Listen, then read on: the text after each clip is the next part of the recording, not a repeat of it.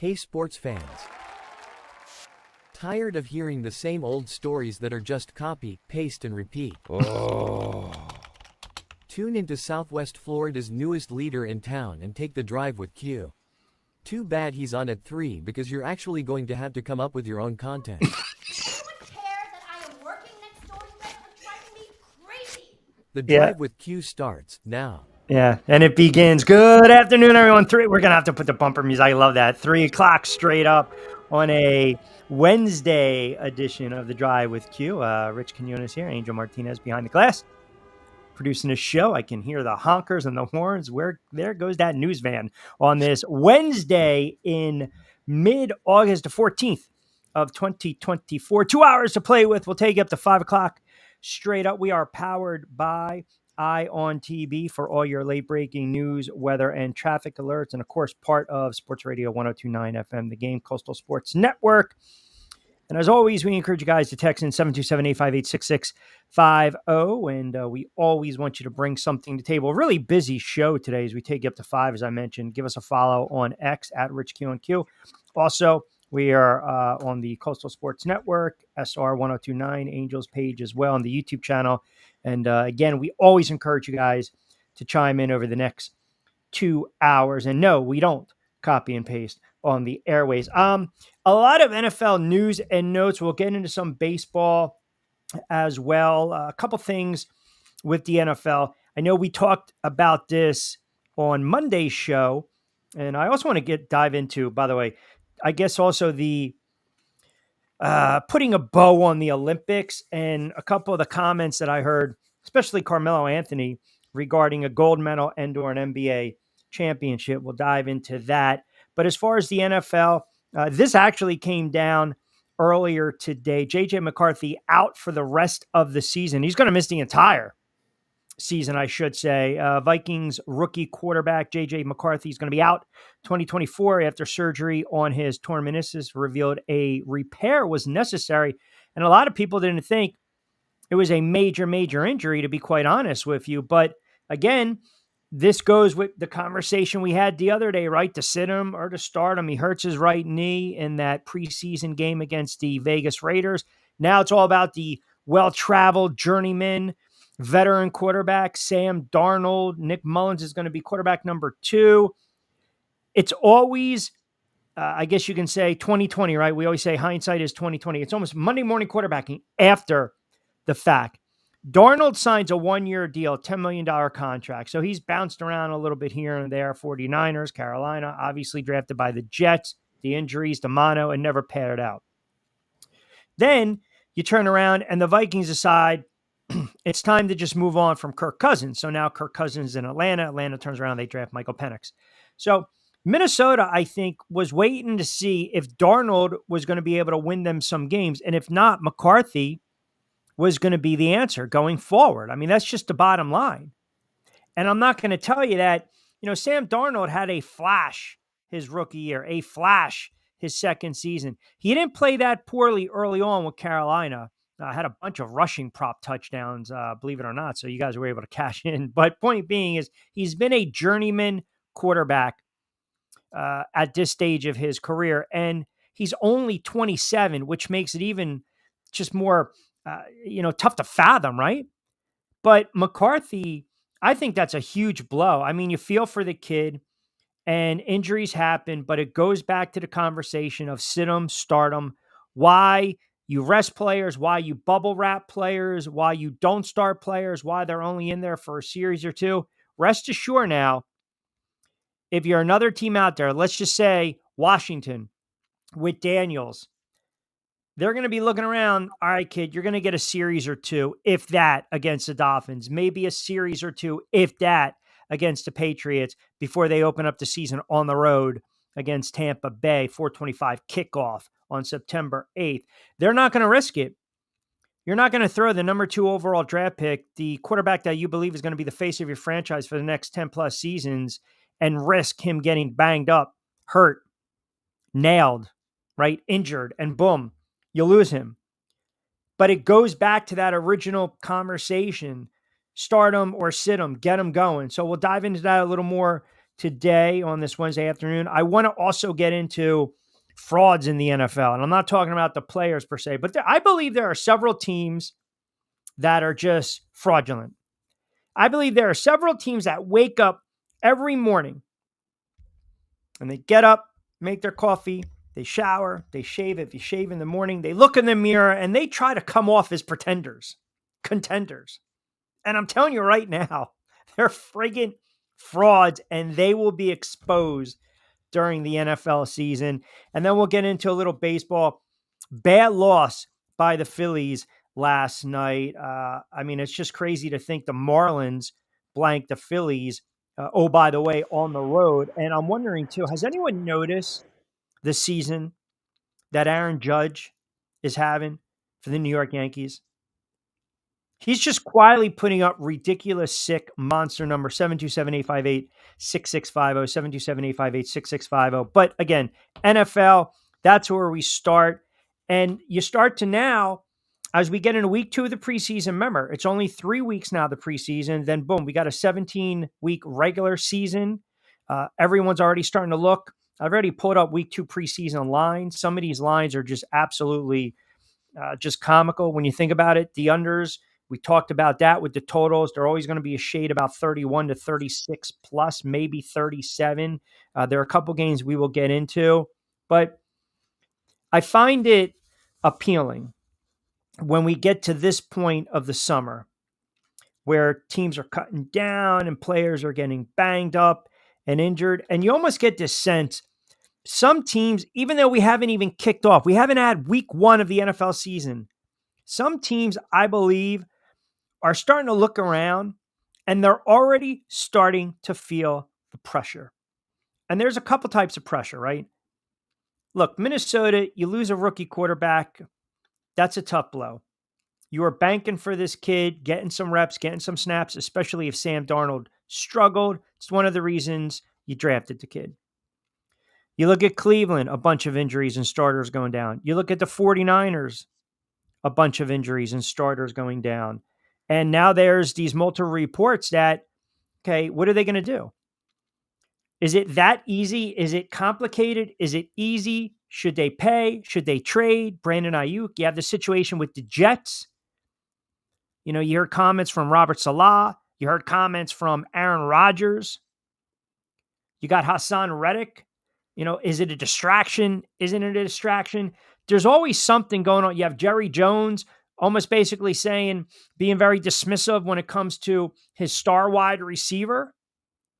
You got a Browns rookie that's just been arrested. I mean, people, when you say distractions in the NFL, every team believes they have an opportunity to have a great season. Every team in the NFL at this point, they say to themselves, hey man, we've got an opportunity to do something special, right? You'll hear that a lot. We have an opportunity to do something special this season. We can maybe win some games.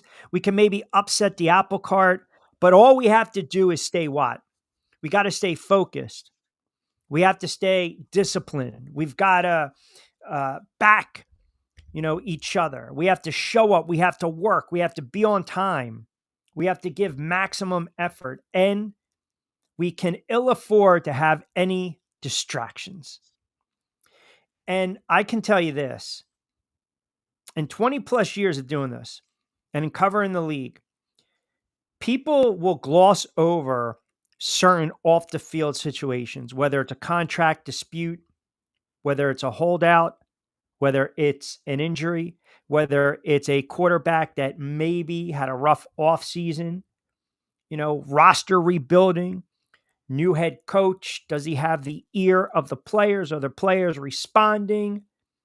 Was there really a red flag with the draft pick? Did they make the right draft pick? Power struggles, head coach on the hot seat, GM on the hot seat, player got paid in the offseason. Are they going to perform? Are they going to back their play? I've seen this before. I've seen this. So those examples I gave you, those little distractions, any former player will tell you, man, there are certain things that they will not allow to creep into the back of their mind. Like, for instance, I don't believe 49ers players are sitting around huddling up saying, oh man, I hope they don't trade Brandon. they're going to go out and perform, right? Because that's a veteran team. That's a playoff tested team. They just got back to the Super Bowl, defending NFC champs, had an opportunity again to win a Super Bowl. But, the franchise itself, the head coach, the GM, it's a distraction in this regard. You got a quarterback that certainly wants that toy to play with, and you take this kid off the field, and I think it's going to put more pressure on Brock Purdy. So that's not even a good distraction, because I believe distractions are not good. There's only bad distractions. And again, you can take it for what it's worth, right? Because I know where you guys are going with this. Sometimes if your mind's not at ease and you want to distract your mind, I get it, and you do something to keep your mind off certain things. But in this regard, in the football sense, in the sports world sense, if you're the 49ers, you got to get this deal done. You got to figure out what you're going to do. Are we going to trade this kid? Are we going to pay him? What are we going to do? If you're the Minnesota Vikings, now all of a sudden you got to rally around Sam Darnold.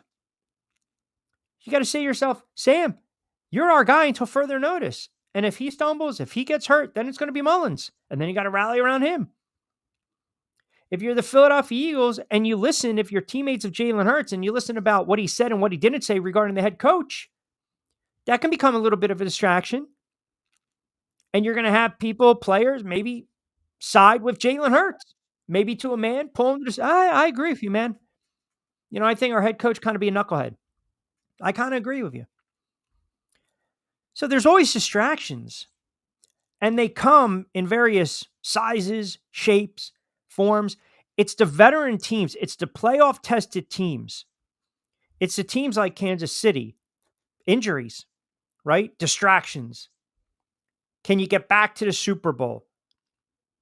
Odds on favorite. Here we go. Them and the 49ers, 1 and 2 if you look at the books.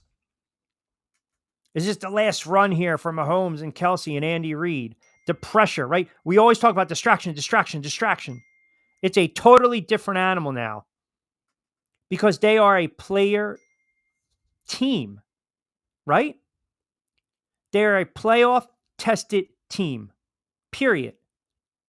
They've been there before. They have been there before.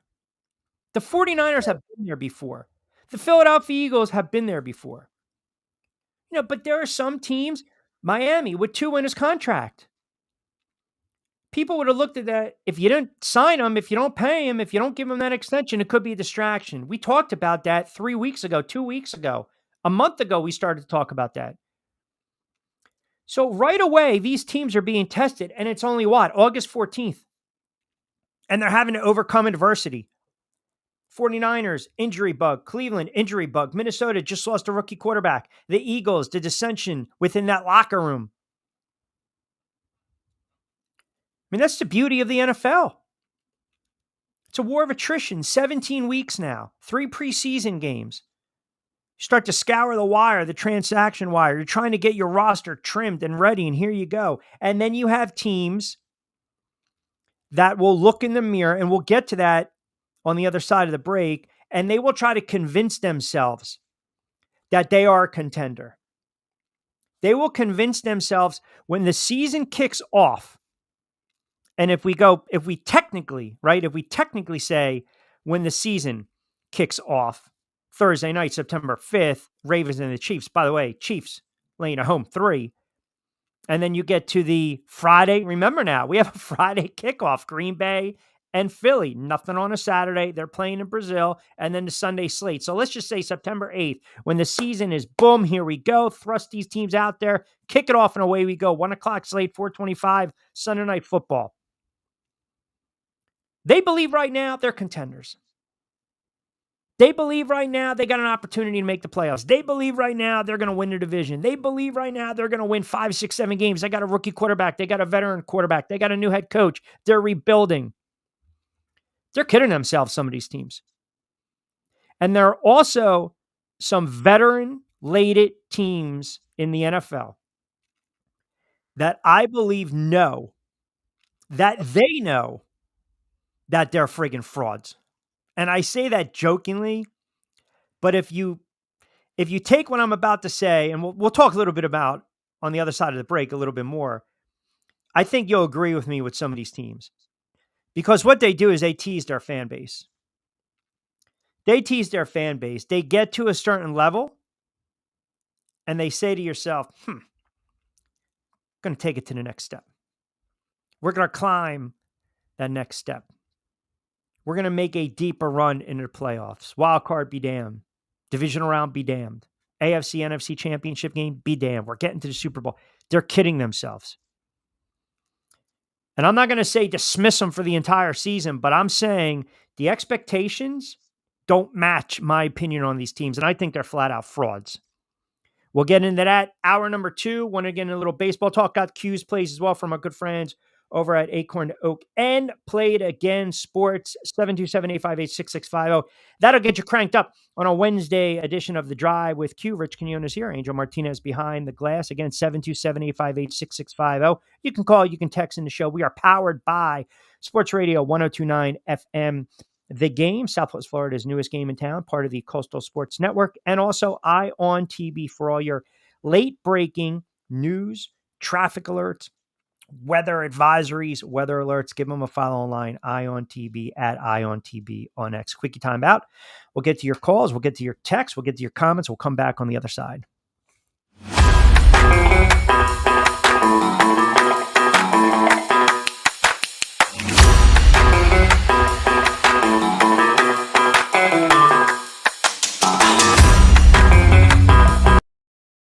Adopt US Kids presents What to Expect When You're Expecting.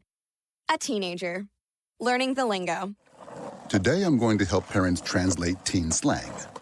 Now, when a teen says something is on fleek, it's exactly like saying, that's rad. It simply means that something is awesome or cool. Another one is totes.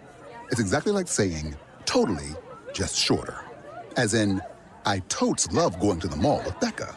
Another word you might hear is jelly. Jelly is a shorter, better way to say jealous. As in, Chloe, I am like so jelly of your unicorn phone case. You don't have to speak teen to be a perfect parent. Thousands of teens in foster care will think you're, rad just the same. To learn more, visit adoptuskids.org. A public service announcement brought to you by the U.S. Department of Health and Human Services, Adopt U.S. Kids, and the Ad Council. This is the story of a very special woman.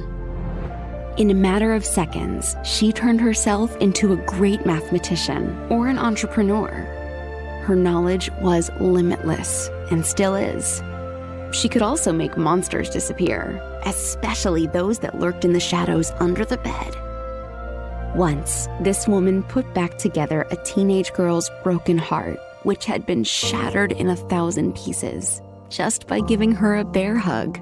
She masqueraded as a regular person at work, but as a superhero at home.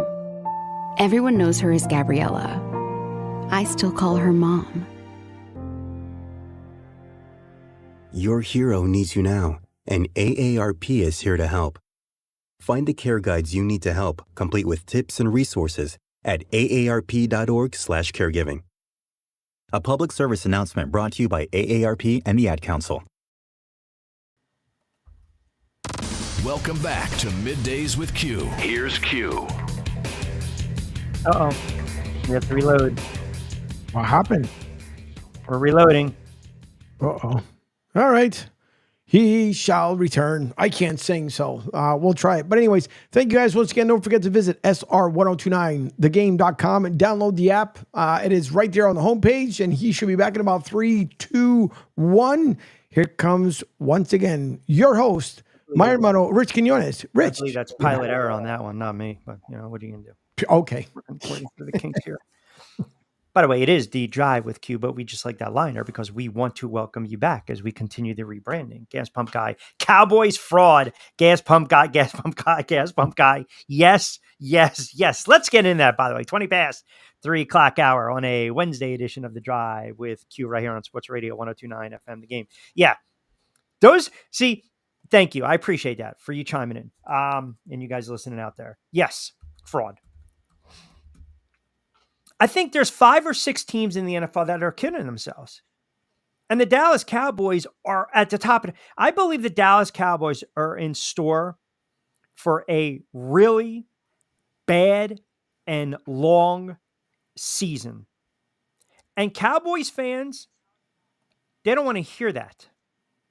Cowboys fans think, well, hey, man, this is, we know what we have and this, that, the other thing. And, well, we can still win with the head coach and we trust the quarterback. Get the hell out of here. The Cowboys are in store for a long season, and you can talk about anything you want when we start going in the contracts and Dak Prescott and then Mike McCarthy, and you're talking lame duck. I don't think it's a stretch for me to say. I believe it's going to get bad. I do. I really do. I just don't like the makeup of that team. And people can sit there and say, oh, the Cowboys, what are you talking about? What are you talking about? The Cowboys, look at the way their makeup is. They got a good roster and Dak can play a little bit. And all right, Mike McCarthy, he's a little conservative. Did you see what happened in the playoffs? Did you watch this team?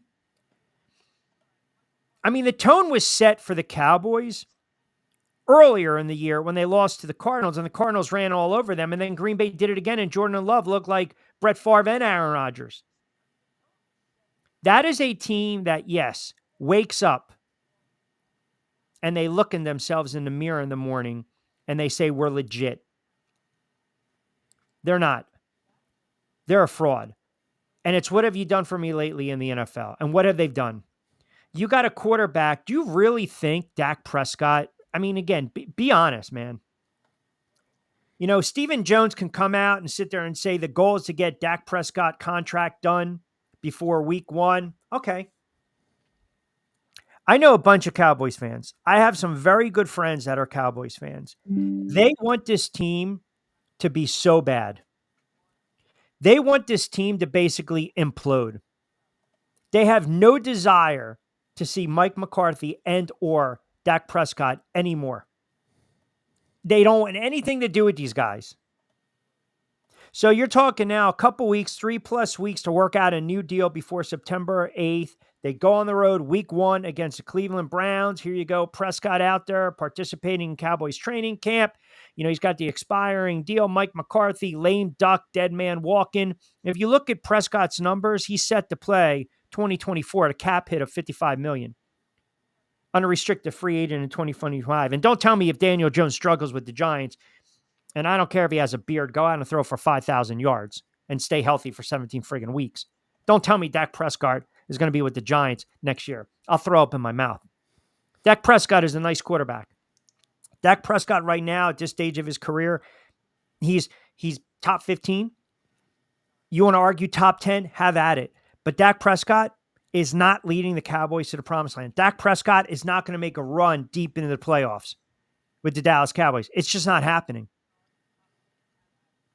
It's just not happening. So you can look at all the numbers and say 4,500 yards. Okay, fine. He had a monster year. Yeah. And he also had a lot of turnovers. You want to blame the defense? Have at it if that makes you sleep good at night. This team every year, all they do is they bark. That's it. That's all the Dallas Cowboys do. They bark, they bark, they bark. They never bite. Had to go out. What are we going to do? We're going to draft a tackle. We're going to try to get an edge rusher. We're going to try to get a guard, right? We're filling in. We're plugging and playing. Their run defense still stinks. They got a bunch of overrated players. Do you think the Cowboys didn't have Jerry Jones being general manager and all that? Do you think they could actually be able to do something? I think Jerry Jones is a major problem. And that's a good comment. Good Texan. Thank you. I think Jerry Jones has always been a major problem. He's a meddling owner. He's all about business. He's a fan. He makes that franchise money. We all know that. But sometimes you just have to turn around and you have to want to give up a little bit of power. You want to give up a little bit of the ego. And that's not Jerry Jones. He'll never do that. He'll never sell the team. They'll have to rip the team out of him. That'll never happen. They'll have to rip it away from them. They're not the Dallas Cowboys. They just remind me of, they're a good team, right? But you already know what's going to happen. come December. You already know. It's like if you were a bad kid and you know the holidays are around the corner and it's Christmas time and it's 2 weeks out and you've been a little SOB for 7 months, you really think you're going to make it up in 2 weeks and Santa's not going to give you the coal? You're not going to get the shaft when it's time to open up the Christmas presents? You kind of know what you're expecting. You know what's going to happen, right? You can't make that. It's almost like the Dallas Cowboys. We know what's going to happen. We already know.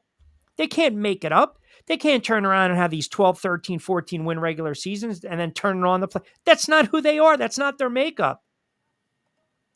They're a mentally soft team. And by the way, they're not the only one. They're not the only one. You look around the NFL and I'm so tired, right? Everyone talks about expectations. So you go to New York, and I'm not talking about my Giants because I told you I think they're going to be a bad team. I think they're going to struggle this year. But the team right in their backyard as well, the New York Jets. You've got a head coach in Robert Saleh, that nice guy by all account, shouldn't be a head coach. You brought in an offensive coordinator because you wanted to appease Aaron Rodgers. Aaron Rodgers had a cup of coffee with the New York Jets, 4 offensive snaps, and then he goes down for the season. And now Aaron Rodgers, who's never taken a meaningful snap with the Jets, all of a sudden pretends he wants to be that leader. You can't be that guy. You're not that guy anymore. You want to talk about a fraud team. I think the Jets are a fraud. The AFC East is going to be an extremely compelling division. We can all agree. Tua got paid. Buffalo's trying to get, they're trying to break through. New England, you know how I feel about New England? I think their roster, the way it's been built, is poorly constructed.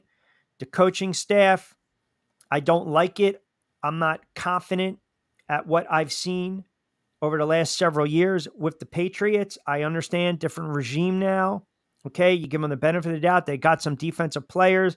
They're not going to compete in the AFC East. So you got Miami paying Tua. You got the Jets, and all of a sudden, Aaron Rodgers. Here we go. This is it.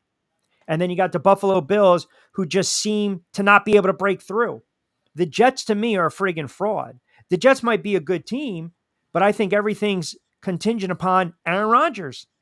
And I don't trust that Aaron Rodgers is going to be healthy for 17 weeks. I don't trust the coordinators. I don't trust the head coach. I don't. I watch enough of this team to know what I'm getting at. And by the way, if you look at the Jets and their schedule, they open up on the road against San Francisco. Then they open up on the road against Tennessee. Mind you, San Francisco's on a Monday night. 6 days, turn around, Tennessee. Now, you come back home for your opener. Everyone thinks Aaron Rodgers is going to light it up against New England. Okay, fine. Here you go. It's a Thursday night affair. Then Denver, Minnesota, Buffalo. They do have some winnable games to start the season. You can't deny that. San Fran's going to be a tough game. Tennessee on the road, tricky spot. New England's a winnable game. Denver's definitely going to be a winnable game, especially if Bo Nix is starting. Minnesota now, right? You get to, here you go. Here's a storyline. Minnesota, Darnold against the Jets. Your test is going to come Buffalo, Pittsburgh, Houston, Arizona on the road. That can be a tricky spot. A much improved Colt team. Point being is, if this team is 6-1, 5-2, I'll be eating some crow early on. And that tells you Aaron Rodgers is healthy. The defense is playing lights out, and he's putting up some big numbers. If they're 4-3, and Aaron Rodgers is struggling a little bit, and then you look how they close the season, after their bye week, Seattle, Miami on the road, Jacksonville on the road, the Rams, Buffalo on the road, Miami. Hey, man, they better stockpile some wins. If the New York Jets do not get to the AFC Championship, it is an extremely disappointing season. Hence the fraud. I don't even think this is a playoff team, to be honest, because do we really suspect 2 or 3 teams coming out of the AFC East? I think Miami, everyone's sleeping on Miami. And if you stay in that division, I'll give you another team that I believe is a fraud. And I love this kid as a quarterback, but that's the Buffalo Bills. I mean, the Buffalo Bills, there's just something about the Bills. I mean, listen, I can only talk to guys that cover the team, and people believe that, Josh Allen is a extremely talented quarterback. I believe that. I think Josh Allen is a top 10 quarterback. I'm a huge fan of Josh Allen. But I also know right now, when you watch Josh Allen play, he has to improvise a little too much. And sometimes he gets himself in situations where he can't get out. And I'll have those ill-advised picks or interceptions. He put up monster numbers last year. But yet, when push comes to shove, this team cannot get over the hump. They just can't. You go back a couple years ago, the loss to Cincinnati in the divisional round, their offense didn't do anything in 2022. I don't think this team's recovered since losing that divisional game, that crazy game against Kansas City, the overtime game, the SWIP kick. I don't think this franchise has recovered from that. And they better figure it out because everyone's talking like this team is a 10, 11 win type of team this year. I mean, you look at the win totals right now in the AFC East. If you pull them up, Buffalo's odds to win the division are plus 125. Miami's sitting at plus 200. The Jets are at plus 300, and New England's at plus 2,000, which is just ridiculous. Now, we look at the win totals, and I'll pull them up right now because, they change here and there. A half a game here and there, it changes big time. So the win totals right now, if you kind of project, and let me see what we got. That Miami, that the Jets, and that Buffalo, they should be 9 to 11 wins, right? And I think Buffalo is going to struggle to win 11 games. I really do. I mean, they were active in the offseason, but again, talk about some of the decisions they made with some key players, right? The criticism, Stephon Diggs traded to Houston. Diggs was Josh Allen's number one wideout. Gabe Davis walked in free agency. So you try to replace Diggs and Davis. You bring in what? Mac Hollins, Chase Claypool, who's been nicked up.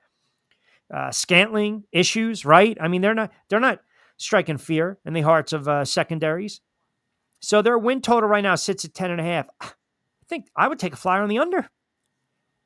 Miami sitting at 11. Jets sitting at 9.5, 10. That is a tough division that you have to go through if you're one of those aforementioned teams. Don't beat up New England. Don't get me wrong. But Buffalo, they're kidding themselves if they think they're a contender. I think they're a fraud. I think their window has passed. I think it's shut. I think their time has closed. So you got the Jets, you got Buffalo, you got the Dallas Cowboys. Part of me wants to say a couple other teams, but I'll wait a little bit. I'm going to reserve judgment. But I can tell you two other teams that I really think either read their press clippings a little too much, or maybe everyone's kind of drinking the juice. Typically in the NFL, when you arrive early or you have that jump from year one to year two, especially when we look at the quarterbacks. And maybe fraud is too strong of a word with these two other teams. But I'm looking at, well, you know what? The more I think about it, no. I think Cleveland's a fraud.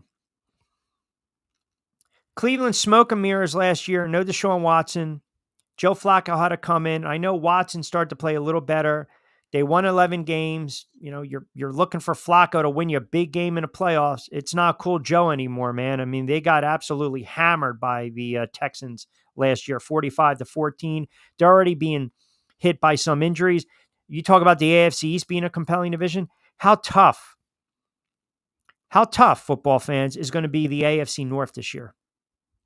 Cincinnati, Baltimore, Cleveland, Pittsburgh, right? Tomlin never has losing seasons. I think Cleveland's a fraud. I am not a fan of Deshaun Watson. I am not high on Deshaun Watson.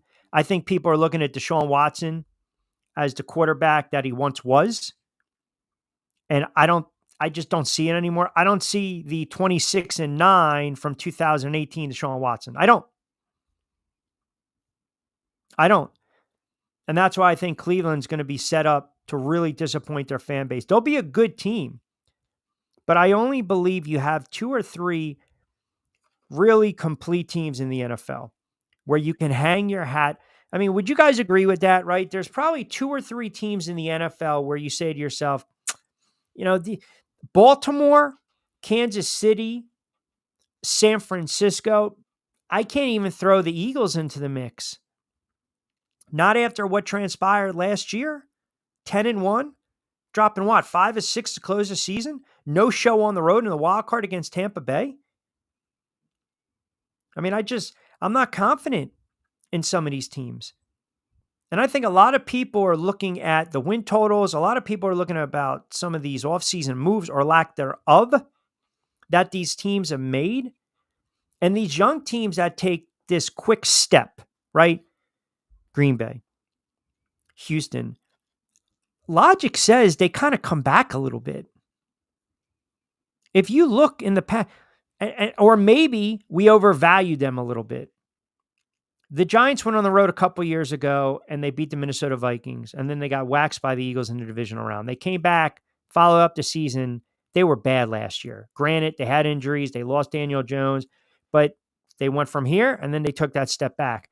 Now, I'm not wishing injury on anyone, but I think we're overvaluing a little bit Houston because you still have Jacksonville in the division. Indianapolis is going to be better if Richardson can stay healthy. And then you look at Green Bay in the NFC North. Well, listen, Detroit's still Detroit. And for some reason, there's this ridiculous amount of buzz in Chicago. And let their fans have the buzz with Williams. Go ahead, enjoy it. But maybe those teams, Green Bay, Houston, maybe logic says you're going to take a step back a little bit. And you have to think, when you start to look at these win totals, if you look at the Packers, their win total in that division is 9.5. So they got you on the hook. I mean, give me 9. Don't give me 9.5. I don't want that. Because they're probably going to have to win some games late. And then you look at the Texans, who really exceeded the expectations. Guess what theirs? 9.5 too. These are teams that are winning 10, 11. That's where people believe they're going to be. I don't. I think some of these teams, I think we're overvaluing them a little bit. Green Bay was 9-8. They won 3 straight to get to that 9th win last year and get in the playoffs. You look at the Houston Texans, they were 10-7. Were they a 10-7 that blew you away? Stroud had a remarkable season. But at one point they were 3-4, and they had to win a couple games in a row. They kept going flip-flopping back and forth, 6-5, 7-5, 7-6, 8-6. They won 3 out of 4 to hit that mark. And they were really impressive in the win against Cleveland, and then they got outclassed by Baltimore, and they lost by 24, 34-10 in the divisional round, and Stroud struggled. He didn't crack 200 yards. So I believe those teams, if you want to say fraud, boom, we can say fraud. I believe they're going to take a step back, 727-858-6650. And I would be very weary. Let me hear what you guys think as well. I would be very weary with touching some of the win totals as well. And there's going to be movement. 8, 8.5, 9, 9.5. I hate that hook. I really do. I know some of you guys chiming in about Houston right now. I don't believe they're going to be as good as they were last year. And remember, too, you got a young quarterback. So we've seen the film on CJ Stroud. And defenses adjust. I still believe, though, the AFC North, the NFC East, compelling for a lot of reasons. And the AFC East, very appealing. The AFC North might be the best division in football. All right, 40 past the 3 o'clock hour. We'll get to your thoughts and your texts and your comments on the other side. We'll take you up to 5 o'clock straight up. A lot of NFL talk. We'll reset the table. Some baseball talk in hour number 2. I also want to get into in hour number 2, the comments that my guy Mello made talking about a gold medal and then, of course, an NBA title. And I found it funny, right? My idol, Mad Dog, Chris Russo, right? They're talking about the U.S. men's basketball team and how the gold medal didn't mean anything. We talked about that on Monday's show. We brought that up on Monday's show. Who cares? You're expected to win the gold medal if you're the U.S. men's basketball team. 727-858-6650. Don't forget, we're powered by ION TV, coming at you live on Sports Radio 1029 FM. The Game, Southwest Florida's newest game in town, part of the Coastal Sports Network. This is The Drive with Q. Rich Quinones here. Angel Martinez on the other side of glass. We'll get to your texts, your comments on the other side. Quick timeout. Hey, Dad, your prescription will be ready in just a minute. Hey, Dad, your laundry will be ready in just a minute. Dad, your lunch will be ready in just a minute. Hey, honey, why don't you take a minute? When you help care for a loved one, you give them as much time as you can, making sure they're safe and comfortable. But it's just as important that you take some time for yourself. At AARP, we can help with information and useful tips on how you can maintain a healthy life balance, care for your own physical and mental well-being, and manage the challenges of caring for a loved one. Because the better care you take of yourself, the better care you can provide for your loved one. Thanks, Dad. Thank you. You're there for them. We're here for you. Find free care guides to support you and your loved one at aarp.org/caregiving. That's aarp.org/caregiving. A public service announcement brought to you by AARP and the Ad Council.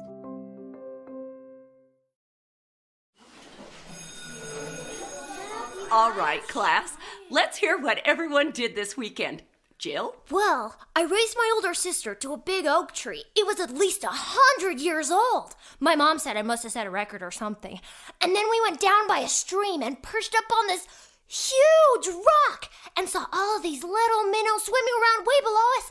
And then I rescued my little brother from an evil slug king who was guarding him at the bush fortress. And my sister and I brought him back to our super twig fort for safety.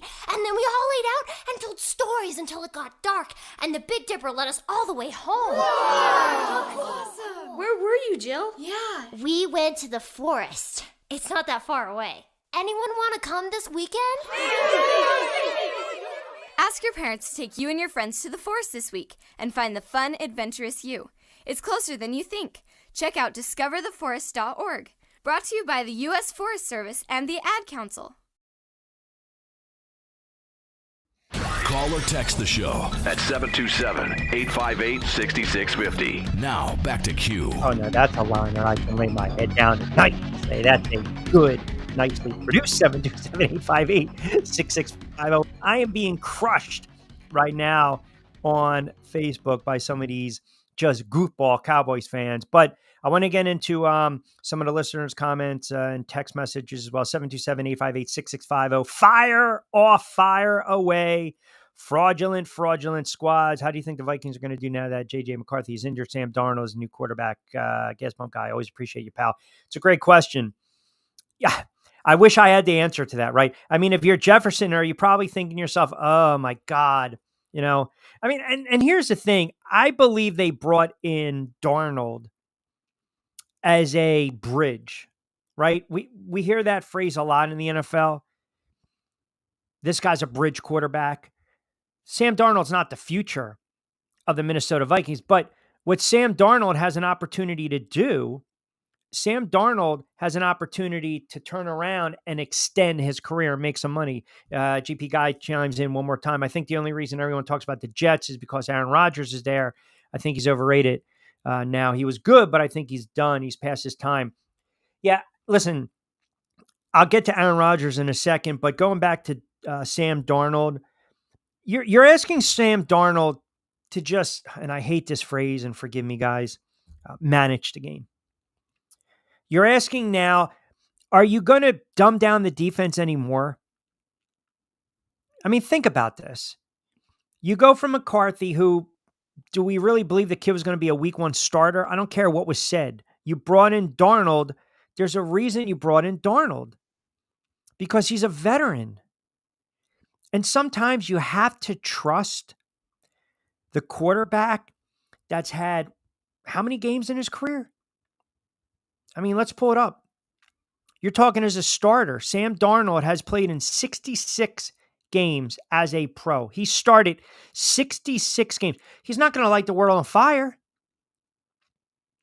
but he might get you some wins. McCarthy, JJ, groom him to replace Sam Darnold if this team was going to struggle. But that's deflating when you lose a quarterback like that. It really is. That's deflating for a franchise because you missed his rookie year, man. You miss out on it. And listen, you want to talk about a team that might be in trouble with the punch to the gut? Go look at the Minnesota Vikings schedule. They open up against the Giants. Okay, San Fran, Houston, Green Bay, and then the Jets. So if you're looking at win totals right now and you want to get a little giddy, here we go. Here we go, right? Maybe you might want to play the under. And back to the comment on Rodgers. Vince chimes in. Houston has a good defense. Also, I think that's why they're expected to be just as good. And you think the Vikes should pick up Tannehill. Ryan Tannehill's still out there, huh? That's crazy. That's another quarterback that, had the injuries and then cashed in and then pretty much had he had a nice career.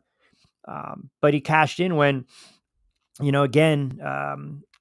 was with Tennessee. I always liked Tannehill. I always liked him. That's a really good point you bring up.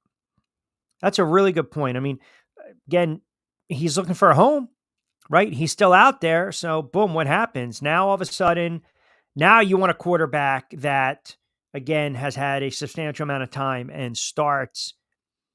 And he also could be that fit, right? I mean, what? Ryan Tannehill? Are you kidding me? Am I reading this correct? Do my eyes deceive me? I have to pull this up because I do not buy it for one moment. Yeah, that's what I was going to say. It's a misprint. I was reading an article and they had Tannehill listed as 26 years old. I'm like, get the hell out of here. He's like 37. Did he, do a Benjamin Buttons? Didn't Benjamin Buttons age in reverse? Is that what happened? Tannehill just lost 10 years off of his life. Poor Brad Pitt turned into a little baby at the end of that movie.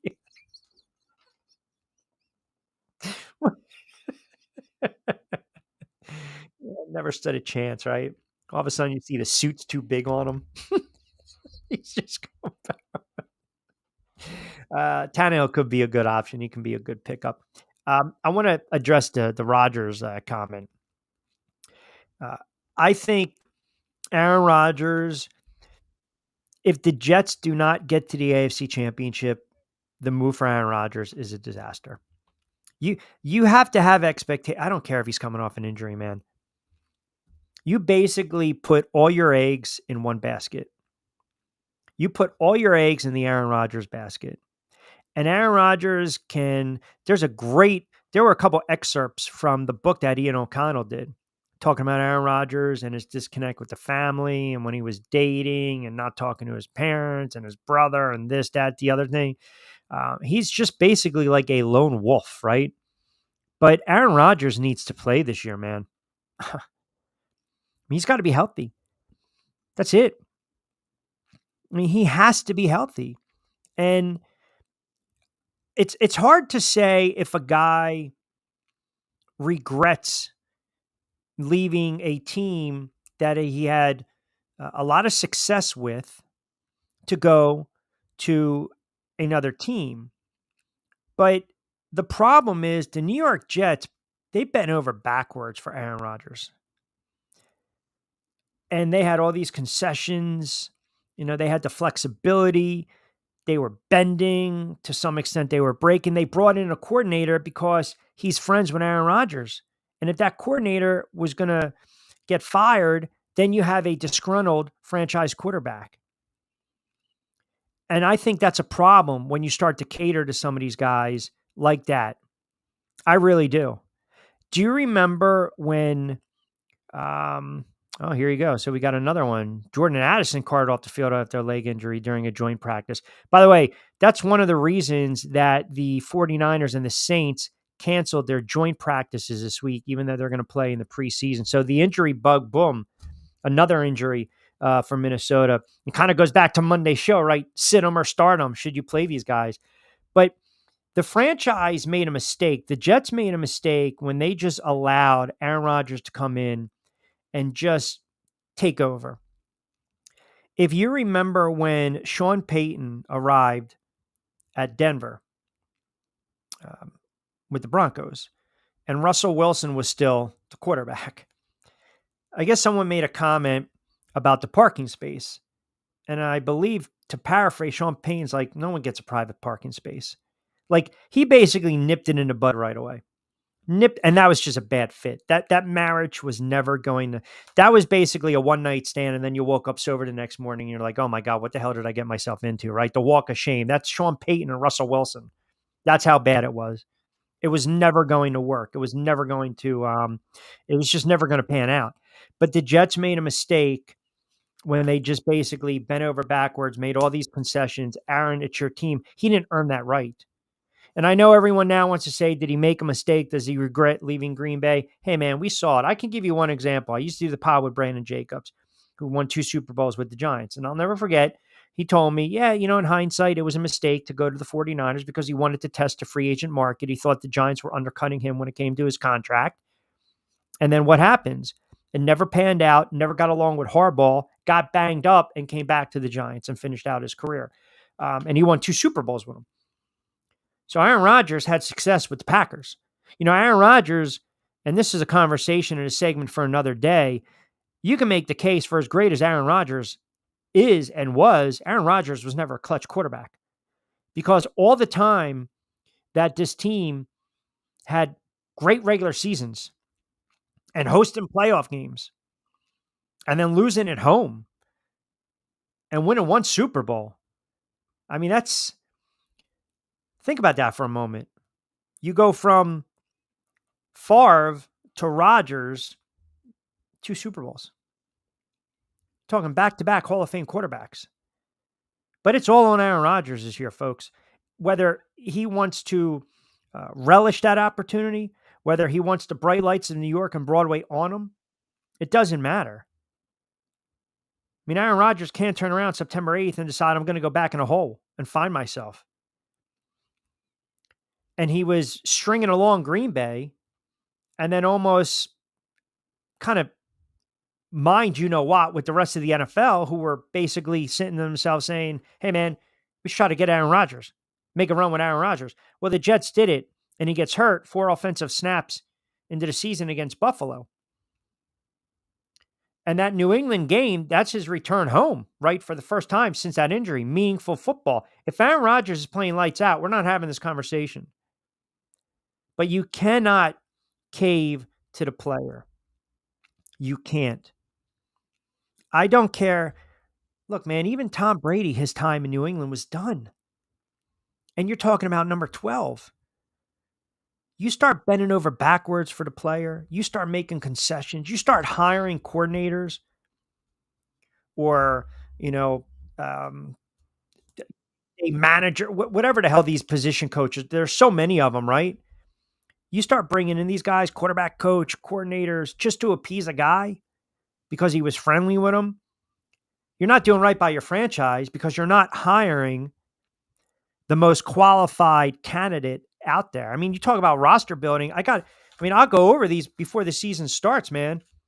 I got a list of all these coaching carousels and all these coaches and how these rosters were assembled and these coaching staffs were assembled.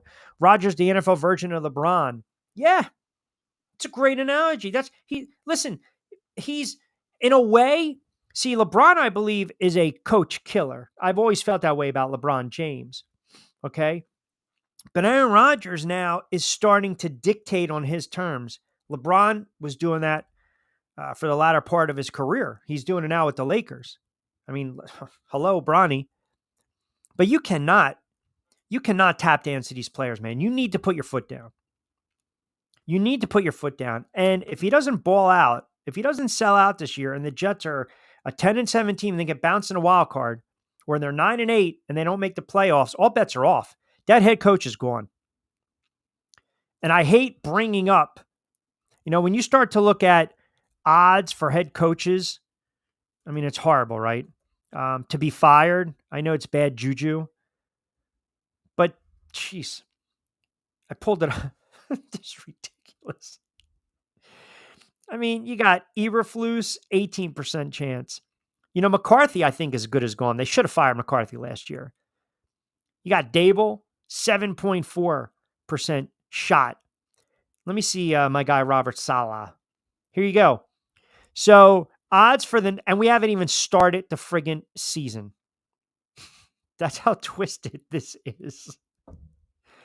Odds for the next head coach fired. Robert Saleh, shortest odds, plus 350, 22%. And oh, by the way, Nick Sirianni, plus 1,500. And then you got the field at 9%, plus 1,000. I mean, listen, man, I don't know what to tell you when it comes to this because some of these guys, it is bad. It is bad. I just don't know what the Cowboys are thinking. That's all. You saw it last year. I'm telling you, Cowboys fans could attest to this. You go back to that game against the Arizona Cardinals, and the Cardinals beat them up, man. And it was kind of the blueprint. Ran the ball. I think they had $150, $160. They opened it up a little bit, and then Green Bay turned around and did the same thing in that playoff game. And now you want to turn around and give your quarterback $60, $70 million a year? Get the hell out of here. That head coach who constantly makes head-scratching coaching decisions, I don't trust them as a franchise. I don't. Every year, the Cowboys win the offseason. That's all we hear. America's team, talking heads, wall to wall. Here we go. They win the offseason. But then when you get to the regular season and they stockpile wins, 10, 11 games, what do they do in the playoffs? That's why I was telling you, my buddies who are just diehard Cowboy fans are like, there's no way we want Dak. There's no way we want Mike McCarthy back. Blow it up. Start over. I mean, I believe too, and I made a joke, and I mentioned this on BYP 727-858-665. I want you guys to chime in as well. Let me know where you're tuning into. That would be great as well. But I made the comment that it's setting up. You know, Jerry Jones opened up his checkbook. Now, Deion Sanders probably not going to coach the pros, but I guarantee they're salivating at the thought of Shedeur Sanders. And I literally will throw up in my mouth if this combination of Dak Prescott and whomever is in New York next year. Just stay away, please. Stay. That's it. Stay away. 727-858-6650. That'll get you involved. Fast approaching the 4 o'clock hour. We got 60 to book, 60 to play with. We're going to read off your comments and your texts on the other side. Keep it locked in. 1 hour in the books, 1 to play with on a Wednesday edition of The Drive with Q. Rich Quinones here. Angel Martinez behind the glass producing the show. Don't forget to download the app. Sports Radio 102.9 FM, The Game, Southwest Florida's newest game in town. We go up and down the East Coast, up and down the coast, but we love to talk national as well. We are powered by ION TV, part of Coastal Sports Network. As we approach 4 o'clock straight up, this is Sports Radio 102.9 FM, The Game. We'll come back on the other side. 60 to play with. We'll take you up to 5.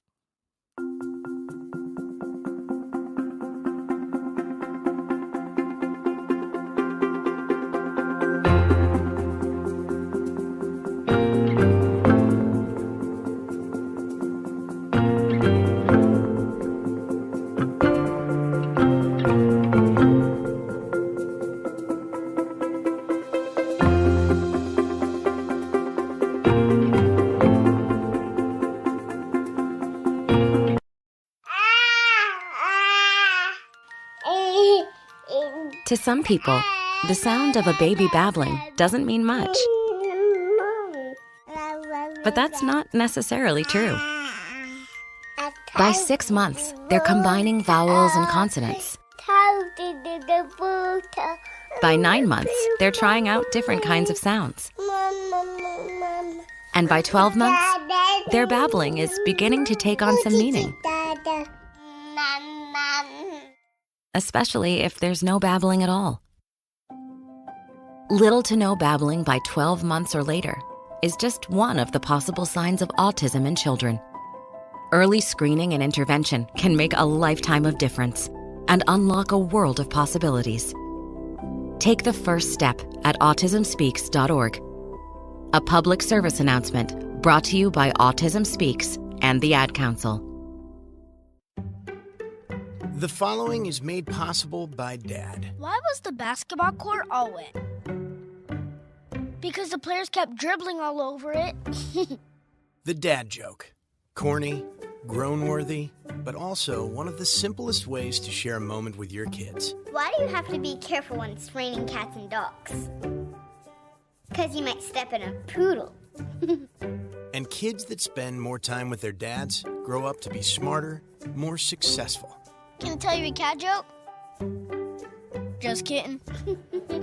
And, with any luck, funnier adults. Why didn't the skeleton go to the dance? Because he didn't have anybody to go with. Dad jokes rule. So take a moment to make a moment and give your kid a laugh. It's as easy as going to fatherhood.gov. Brought to you by the U.S. Department of Health and Human Services and the Ad Council. That's really funny. Don't forget to get social with us. Follow Q at RichQ on Q. And now, back to Q. We got to reload. Angel, take away.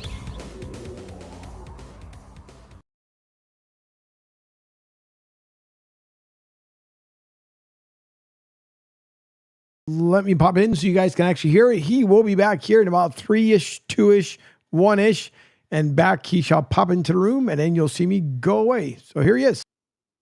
I was about to take a swipe. By the way, does this look like, I'm going to ask, I really want the opinion of the listeners. Is this too extreme right here? You know what? No, the funny part is that we're like moonshine. Could be, although everybody wouldn't know until now. But we were talking about it earlier today that a lot of the landscapers down here in Florida, you would think that you would put the same gallon that you have right now, but like either in a cooler, in ice, whatever the case may be, or at least have to get it. Nope. What do they do? They take it, either put it on the hood of their trucks or in the cabin, but mind you, the truck is off. So it's getting hot as I don't know what. No bueno. And then you start to get the mold inside. Yep. That's a bad look. Yeah. It's a real bad look. 727-858-6650. Where are you guys chiming in from? Let's get connected. Chime in. Vince Houston, good defense.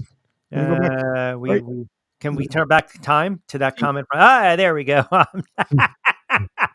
David chiming in. Oh, Cedar Hill, Texas. Where is Cedar Hill, Texas? I believe that is near Dallas, and I could be wrong, but David will let us know. But I believe it is nearby Dallas. I can Cedar Hill, city in Texas. Here we go. City in Dallas and Ellis counties in the U.S. state of Texas. All right. 18 miles southwest of downtown Dallas. So is he a Cowboys fan? Vince chimes in too. Shedeur Sanders. It's setting up like that. I'm still laughing at the fact that Dez dropped the ball. It caused the Cowboys a chance in Super Bowl when they went against the Packers. That was hilarious. And then David chimes in again. Thank you for the clarification. 15 minutes away from Dallas. But again, is he mocking his... He might not be. Is it possible he lives in Dallas? Or I should say he lives in Cedar Hill, Texas, and he's not a Cowboys fan? From that last comment, he's laughing. Is it like a comical laugh? Is it a sad laugh? Is it a do you find me amusing kind of laugh? Like if he's still laughing, right? Do I amuse you?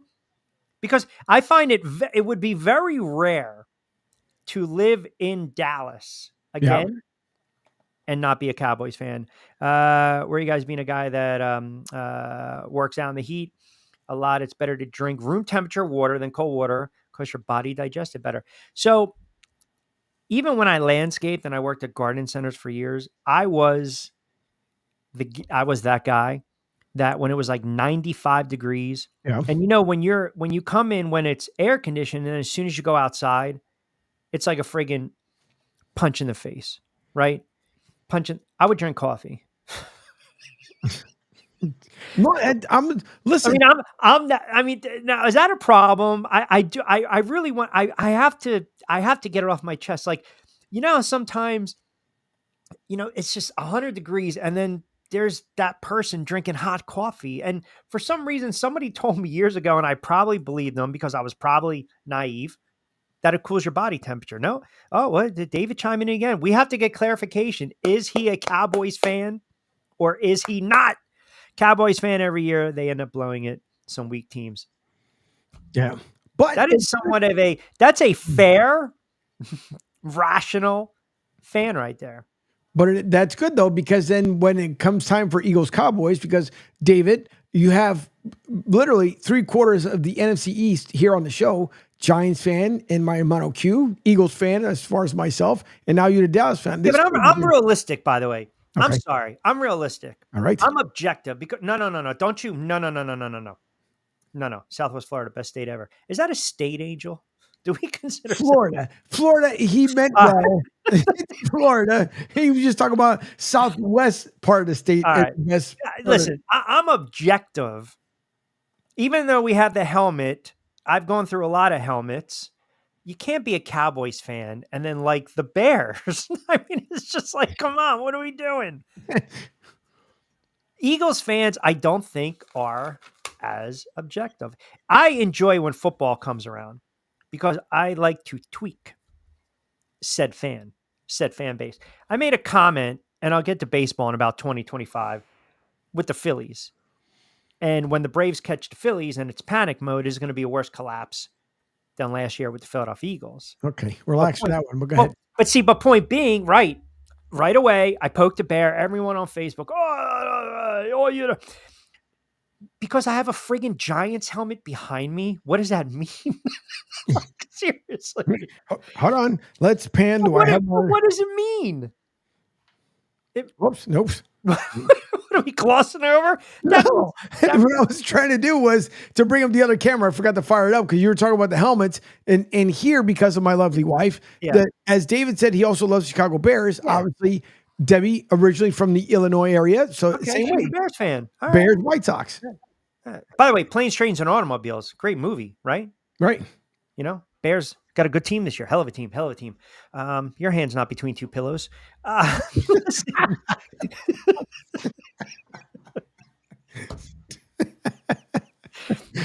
Those aren't pillows. John Candy. He was fantastic. My point is just you have to be fair and objective, but I do enjoy tweaking a little bit. I definitely. Bears seem to have it together this year. New quarterback they look really good in the preseason. Yeah, but same head coach. I am not a man. I'm gonna get probably ripped for this, and maybe I read too much into it. But I went back and I watched Caleb Williams in college. You can be a really great college quarterback. And it doesn't necessarily translate into being a great pro quarterback. I just saw too many red flags with this kid. And I know right away people are like, QOY, because he was getting upset, losing a game, and that's just showing his path. I don't know, man. Sometimes I look at some of these quarterbacks, and I also think that head coach is horrible. Now, they got him weapons. They got him a running back. You got a tight end. You got some wide receivers. The running back's a rookie quarterback, his best friend. But I want the kid to do well. I'm just not a fan. The only quarterback I ever nailed, let's just take that back. The only quarterback that I ever nailed when I was talking about, nailed it with, he's going to be a bust. Mm-hmm. It's the only, it was like the mountain that I was prepared to die on. Well, this is full transparency now for the viewing and listening audience, because this also lets you know when I'm completely wrong, I'll admit it. I thought the Bears, speaking of the Bears, right? I thought the Bears, I was like, oh, Trubisky, he can play a little bit. And if they really believe in Trubisky, draft him. That's your guy. I was wrong. But the quarterback that I knew was going to be horrible horrible was Josh Rosen out of UCLA. I mean, was bust. It's like the one quarterback that I was just, here we go. Here's my mountain. This is where I'm prepared to jump from. And here we go. Let me get to a couple comments on Facebook. Cowboys fans get very upset. They get triggered. John turns around. Q, you're right. I can't take you serious with that friggin' stupid little helmet behind you in the background. What makes you think the Cowboys are going to have a rough go of it? And by the way, Dak is worth 60 to 70 million. P.S. Enjoying the show. Well, first of all, helmet's not going anywhere. Second of all, I already told you this. Do you really believe that Dak Prescott, and I have to go back because, again, you have to be honest. I don't care what the players make. But when you start to look at the numbers and we want to attach the contract to the production, then we have our debates. Then we have our arguments. Are you really going to tell me, honestly, John, that you believe Dak Prescott is a quarterback that can lead the Dallas Cowboys not only deep into the playoffs, but an NFC championship to the Super Bowl? He can't. It's been proven. That's my whole point. Like, don't you guys know after a while? Like, Giant fans are getting on me because I shot out a tweet on X today, even though I still prefer to call it Twitter. I shot out a tweet today, and I basically said, hey, man, that's great. Daniel Jones got the beard, little hair on the chest. Apparently, he's got some dog in him from his teammates. He's really taken on the leadership role. That means nothing to me. Can Daniel Jones play 17 games during the regular season? Can Daniel Jones, in a league where every friggin' quarterback, sorry, Giant fans, because now I'm getting aggravated. Got to get the moonshine. Every quarterback in the NFL can pass for 4,000 yards and 25 plus touchdowns, 30 plus touchdowns. And this guy sits at 3,200 yards and 16, 17 touchdowns. In a league where is it hard to throw for 250 friggin' yards a game? But here we go. Offensive line problems. Oh, they already got a banged up running back. Oh, Neighbors is already banged up. Oh, the offense isn't catered toward Daniel. Stop with the excuses. Stop. Just utterly ridiculous. What's your take on the Bucs? Realist, I know we may not go to Super Bowl. I hope we do, but I know we are a lot better than some people say we are. I don't know about the Bucs, man. I mean, Angel, that's your squad in your backyard. I know you're not a Bucs fan per se, but I look at the division and I don't know what to make of Carolina. I think that rookie quarterback got a raw deal, and obviously they made coaching changes, so he's young. You look at Atlanta. You know, Atlanta's going to be a very fascinating team. They are. Well, I'm going to tell you why. Because they make the move for who? They make the move for Kirk Cousins, and they drafted Michael Penix. Right. So if Cousins struggles early on, you might see Michael Penix. I joked with Lloyd on BYP. I believe I told him we will see Michael Penix. I think you might see him by week. Man, that's a tough because I'm looking at the schedule right now. You might see him, even though you never want to start a rookie quarterback on the road. If they struggle out of the gate and Kirk Cousins is not 100% or he has some moments and they're 2-4, 2-5, you might see him on the road against Carolina. I don't have a lot of expectations with the Falcons. And then you got the Saints. And now there's a report. I don't know if you guys have been following this. I shouldn't say a report, but there's talk that Carr is being really pushed by the backup. What the hell is the kid's name? Oh my goodness, that's horrible. What the hell is that? The backup quarterback, Spencer Rattler. He's really being pushed by that kid. Now, I know he participated today. I think he had an issue with his thigh, but apparently the coaching staff is high on this kid. He's 23, and Derek Carr has become that kind of check down Charlie type of quarterback. So now you got the Saints, you've got Atlanta, Carolina, young team. I mean, you would say it's Tampa's division to win by default. Baker Mayfield is that X factor. What's your realistic expectations of Baker Mayfield this season? Are you going to get the Baker Mayfield? I mean, look, I like Baker Mayfield. I think there's something to be said about his fight, his drive, his gumption, right? We can throw out all those words. I mean, he went from Cleveland, and didn't play poorly, got nicked up, Carolina, cup of coffee, the Rams, a cup of coffee. And then last year at 28, 29, just finally got it. And however you want to define got it, but he just came into his own. 4,000 yards, I think close to 30 touchdowns, 10 picks. He played well. And he gets paid. So now it's a question of, can you duplicate that success? See, that's the big thing. When you pay these guys, when you have quarterbacks like a Baker Mayfield that have kind of come and gone, and they had that one big season, you're paying him. You're paying him for not only what he did, but what you believe he can do going forward. So you're putting all your eggs in one Baker Mayfield basket. They should be a good team. Tampa Bay's win total for this year, and I had it written down, but I'll pull it up real quick for you guys. Like 8.5, 9, 7.5. Wow. So that's telling you right now, the books believe that they're going to have a decline. And that's a playable number right there. They won 9 games. So if they're at plus 150, 152 to make the playoffs, they're pretty much telling you the odds got to be higher for them to win the division. So if you look at NFC South odds right now, yeah, plus 300. Atlanta's actually the favorite at plus 100. And then the Saints are 340, and then Carolina's plus 1,000. That's an interesting team. I got to do a little more digging on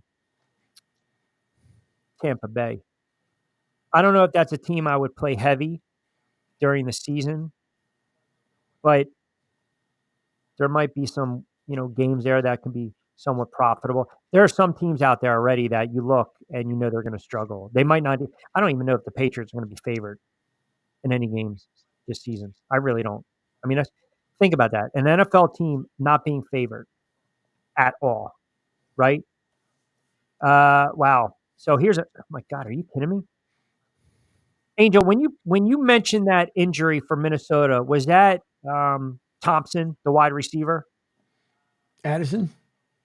Oh no, another wide receiver just went down. Holy crap. Tyler Thompson just went down with an injury. Jeez Louise. Minnesota, man. My God. They can't afford it anymore. That's got to be, max. Are you kidding me? Friggin' MASH unit. Cleveland, injuries. San Francisco. Wow, how about this? Doug Swanson tweets out, J.J. McCarthy is the first quarterback drafted in the first round in the common draft era since 1967 and misses his entire rookie season due to injury.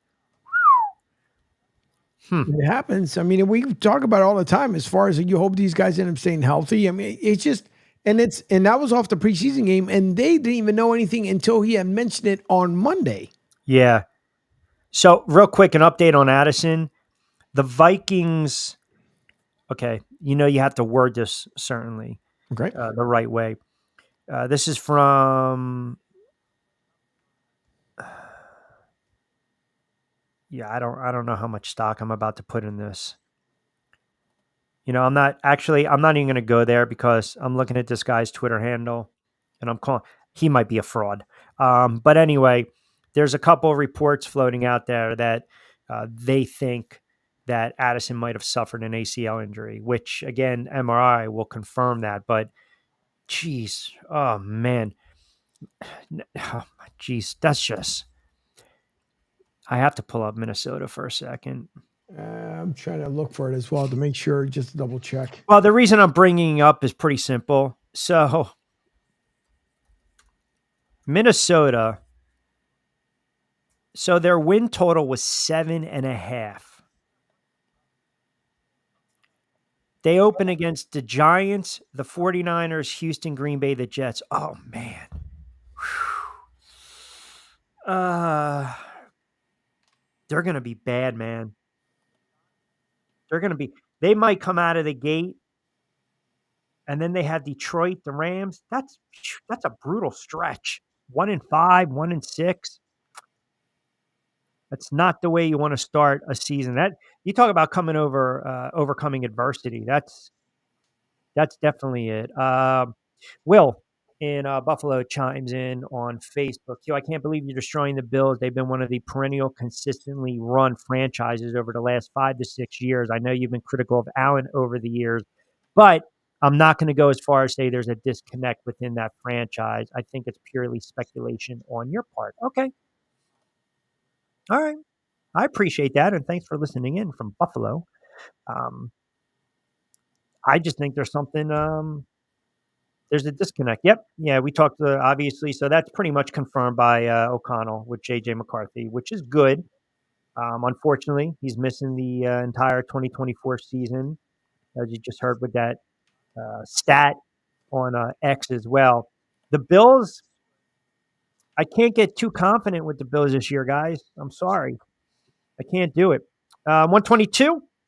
We'll take it up to, I should say, 422, unless you're listening on the West Coast, and we appreciate that. We'll take up to 5 o'clock straight up, 727-858-6650. A lot more NFL talk on the other side. I want to get into a little baseball as well. And also, I have to get into these comments from Carmelo Anthony.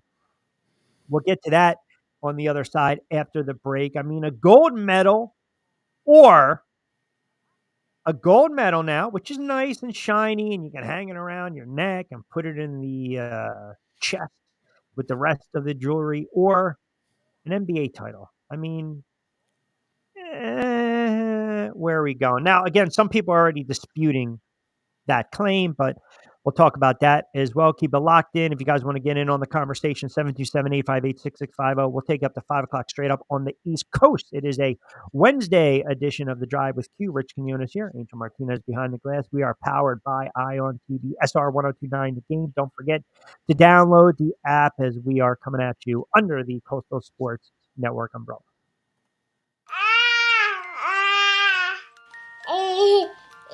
To some people, the sound of a baby babbling doesn't mean much. But that's not necessarily true. By 6 months, they're combining vowels and consonants. By 9 months, they're trying out different kinds of sounds. And by 12 months, their babbling is beginning to take on some meaning. Especially if there's no babbling at all. Little to no babbling by 12 months or later is just one of the possible signs of autism in children. Early screening and intervention can make a lifetime of difference and unlock a world of possibilities. Take the first step at autismspeaks.org. A public service announcement brought to you by Autism Speaks and the Ad Council. The following is made possible by Dad. Why was the basketball court all wet? Because the players kept dribbling all over it. The dad joke. Corny, grown-worthy, but also one of the simplest ways to share a moment with your kids. Why do you have to be careful when it's raining cats and dogs? Because you might step in a poodle.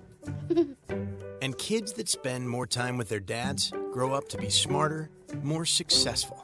Can I tell you a cat joke? Just kidding. And, with any luck, funnier adults. Why didn't the skeleton go to the dance? Because he didn't have any body to go with. Dad jokes rule. So take a moment to make a moment and give your kid a laugh.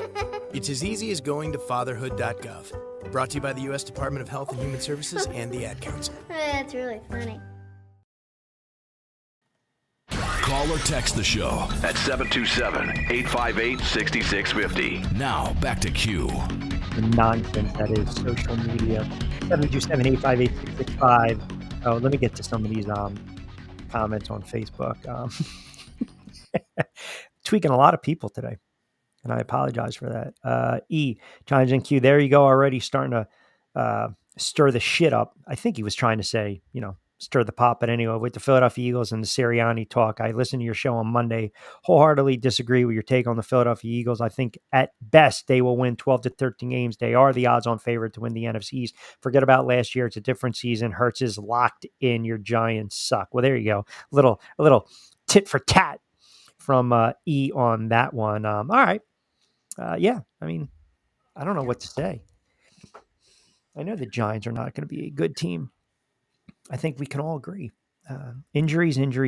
So, by the way, did anyone hear or see the clip, right? That's kind of making its way around. Carmelo Anthony says he would not trade his Olympic gold medals for an NBA ring.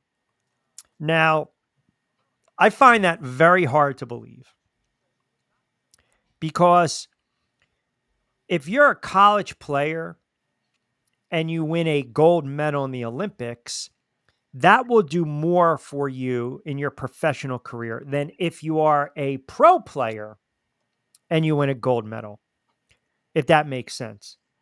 Like Mary Lou Retton wins the gold and she's on the cover of Wheaties, right? On cereals and commercials. And it just, as an amateur, the gold means so much more and it can be extremely profitable going forward with marketing, branding, endorsements. You're making the rounds. You're all over the place. You know, back in the day, Letterman, Carson, here we go, Leno, whatever. So I find it hard to believe that Melo, he said it, but I find it hard to believe that a player would really think for a minute that a gold, I understand the pride with it. Okay, I get it. But over an NBA title? I mean, come on, man. Are you kidding me? And I think maybe Melo's saying it because he won several golds, but he couldn't do diddly in his career. He never won an NBA championship. I mean, do you think for 1 minute Michael Jordan or Magic or Larry Bird are sitting around saying, yeah, you know what? I'll take that 1992 gold, which was a glorified scrimmage. That was ball at Rucker Park in 1992. Cats were going up and down the court. That's all that was. It was a glorified scrimmage, blowing out teams by 35 friggin' points. The greatest team ever assembled on the court. 1992, the dream team. You think those guys would turn around and say, yeah, you know, I'm going to give up my NBA ring. It means more for a gold medal, or my gold is much more valuable than an NBA ring. I think that's a crock. And it's also from a player that never won anything in the NBA. That's right. Listen, I don't believe Melo is an all-time great, but some people do. I thought Melo was a really good player, at times great player. But when I think of all-time greats, I'm sorry. I don't think of Carmelo Anthony. And again, I'm a Knicks fan, but I don't think of Carmelo Anthony. You know, Carmelo in college, that's the difference in the NBA. Or I should say the Naismith Basketball Hall of Fame. We're just not looking at your, quote, NBA career, your professional career. We're also tagging you with college if you played overseas, Olympics, pro. We're mixing everything. I mean, don't get me wrong. Melo was a great player. He was a great player. But I can't sit there and say, you know, when I think of all-time, he's not there for me. He's not there for me. And they had some, you know, a couple of decent Knicks squads, don't get me wrong. But they never won anything. And maybe that's why that comment's coming about, because he won gold medals. But man, if I'm a player and if I win an NBA championship, I'm relishing that more than a gold medal. I am. I'm because the way it is now, man, you can turn around and it's so hard to win an NBA championship. And when you play in the Olympics or you participate in the Olympics, and I mentioned this on Monday's show, it's a foregone conclusion. It's a gimme. There's no reason why USA men's basketball should not win the gold every 4 years if they're throwing NBA players out there. Because we're led to believe, from the late, great David Stern to now Adam Silver, that the NBA has the best players in the world. So it's a foregone conclusion you should win the gold. But to win an NBA championship, or to be a local kid, or maybe be a player that, grew up in the boroughs and starred in college in Syracuse, and then to go say, I don't know, to a Knicks team, you're born in Brooklyn, you play for the Knicks and win a championship, I think you're going to savor that a little more than a gold medal. That's just my take on it. I'm not going to call the BS, but that's just my take. 727-858-6650. I think it's very hard to win championships in professional sports. I love the fact, hey, man, patriotic, you won three gold medals, but you didn't win an NBA championship. 727-858-6650. Yes, Angel. Huh? Oh, you look like you were getting from here. The incredible shrinking Hermano looked like he was getting ready to say something, and then I get the huh. See, Angel, he's so locked in right now. I mean, he's. Listen, I am as you're talking, I am multitasking and loading some other stuff up. So I hear what you're saying, but now I've just to kind of break in as well. I have not seen the report and looking at a couple sources from that other injury. So I'm going to call that one bogus for now. Nothing came up from any of the source banks. So the only thing I saw, obviously, which everybody had, as you were mentioned, with JJ McCarthy, a huge blow, obviously, in Minnesota, huge one to their career, and then your backup plan. Yeah, it's just Vikings fans. I know every year you guys suffer through it. Yeah. You're gonna have to suffer through another season. Slinging Sammy Darnold. That kid never got a fair shot in New York. No, he didn't. He got hurt, then he had the mono, and it just never panned out for him. But that's really bad. What do we got here? Ant on Facebook chimes in. Q, do you really think the 49ers are going to trade Ayuk? I mentioned this the other day. I commented on your page. You never responded. Okay, sorry about that. But I do think the offense will be fine even if they do trade him. Sorry, I didn't respond.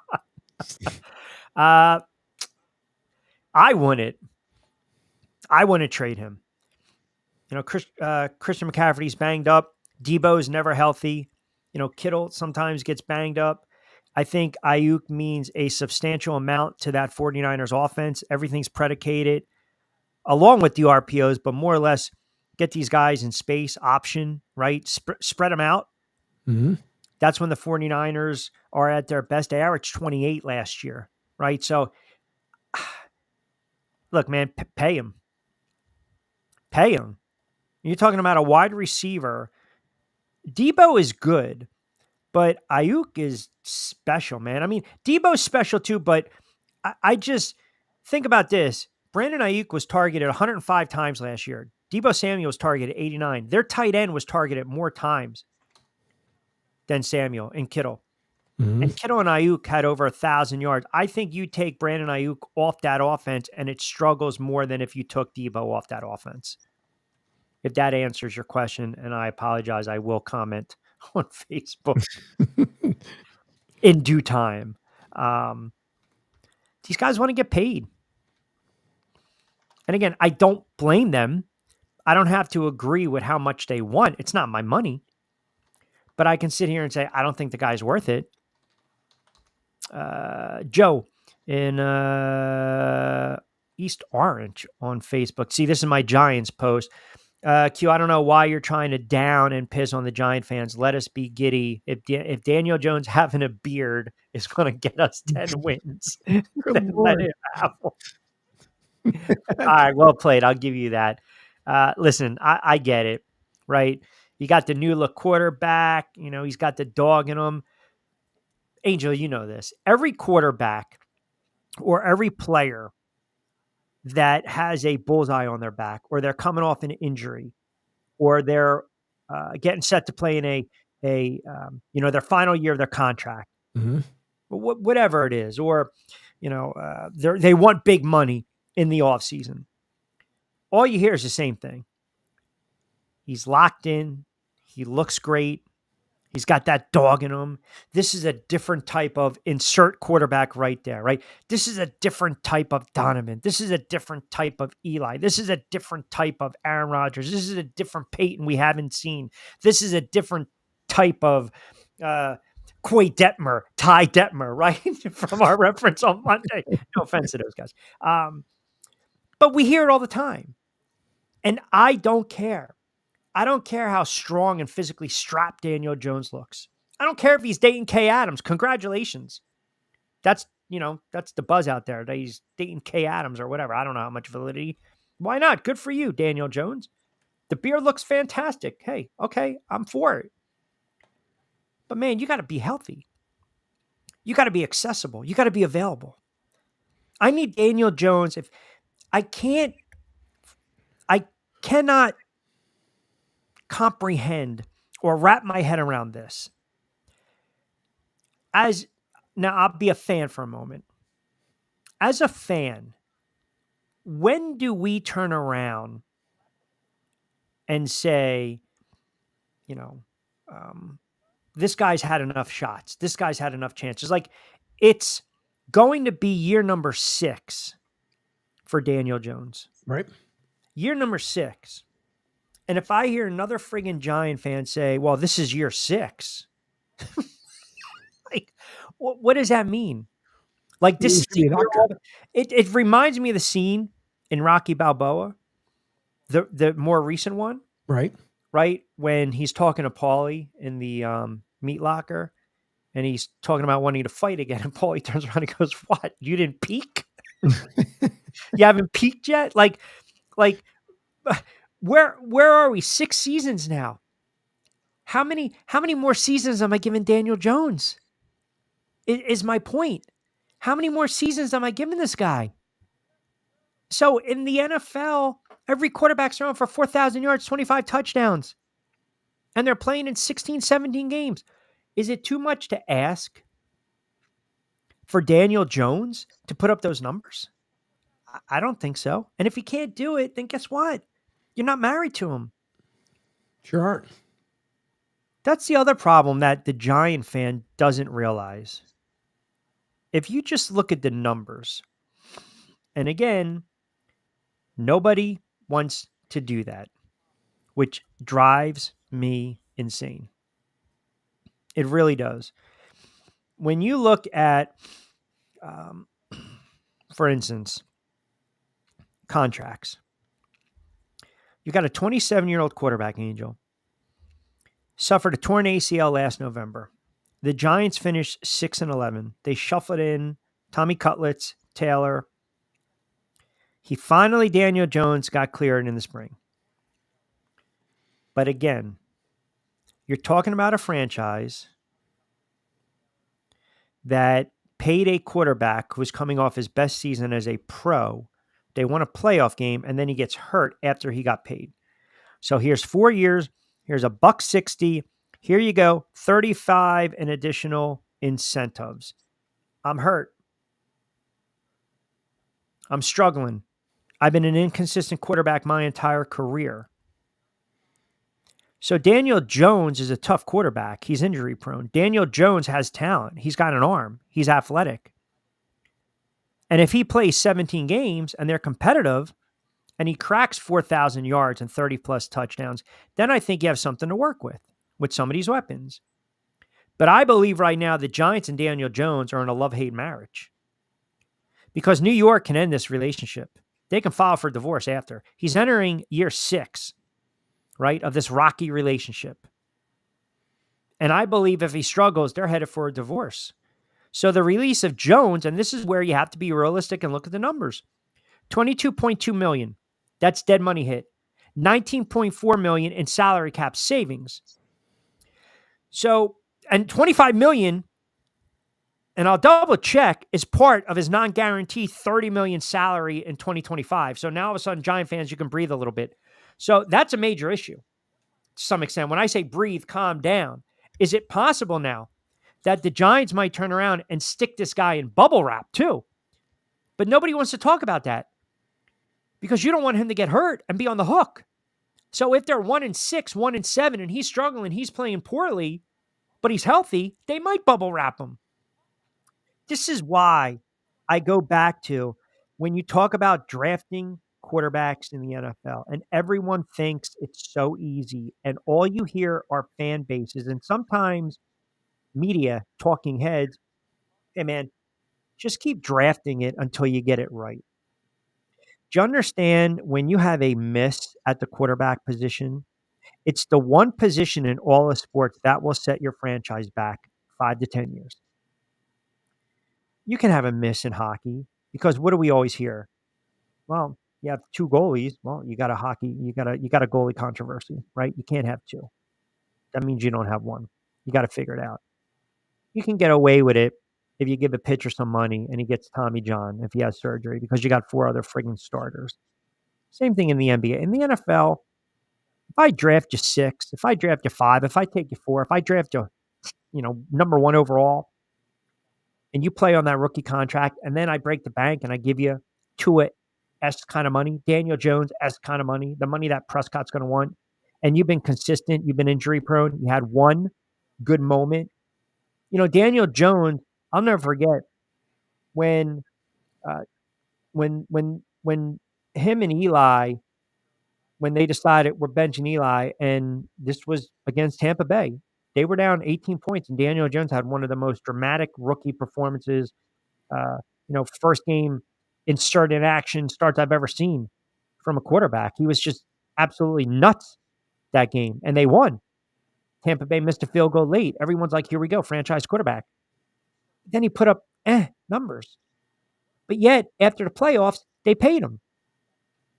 They paid him, right? They were trying to do a solid. They paid the kid. Mara mentioned so many times we messed this kid up. Offensive line, we messed it up. We didn't get it right. Okay, fine. But now you got egg on your face. So when someone says, well, it's year number 6, what does that mean? I mean, my God, Eagles fans, you're 2 years removed from going to the Super Bowl with Jalen Hurts. And all I hear from Eagles fans and all I hear in the backyard right outside AC, this is a big year for Jalen Hurts. It's a big year for Jalen Hurts. Well, if Jalen Hurts turns around, they win that game against Kansas City, they win the Super Bowl, he's MVP. Are we really having this discussion? No. It's the life of a quarterback in the NFL. You have to win. You have to win. I don't care if your numbers are sexy or not. Like in Daniel Jones's case, I keep bringing up the 4,000 yards, 25 plus touchdowns because Baker Mayfield threw for 4,000 yards, 25 something touchdowns. And you would almost define Baker Mayfield with respect as a journeyman quarterback at this point of his career, who finally might be the face of a franchise for the next 5, 6, 7 years. I'm not asking a lot from Daniel Jones. So when I'm critical of him, I think it's fair. I think it's warranted, but I'm not going to sit here and sugarcoat it. There are just some quarterbacks in the NFL that teams have paid them and it hasn't worked out. And if it doesn't work out, coaches get fired. 727-858-6650. About 15 to play with. We'll take you up to 5. Come back on the other side. A little baseball talk. Has anyone noticed the type of season Aaron Judge is having with the New York Yankees? And I said it on Monday. I'm going to say it again. Panic time if you are a Phillies fan. We'll take you up to 5 o'clock, 15 to play with.